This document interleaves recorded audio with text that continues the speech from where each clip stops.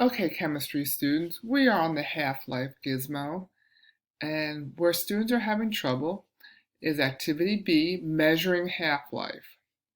So it seems to be a difficulty understanding the concept of half-life and how to use the half-life probe. So let's run this. We have isotope A, theoretical decay, and here it goes.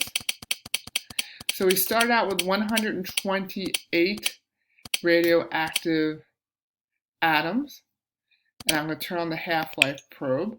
Half-life is the time it takes for half to decay.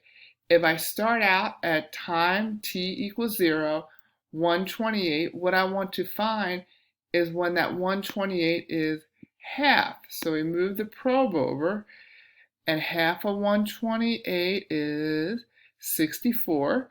So you can see at time equals 31, the number of decayed atoms and the number of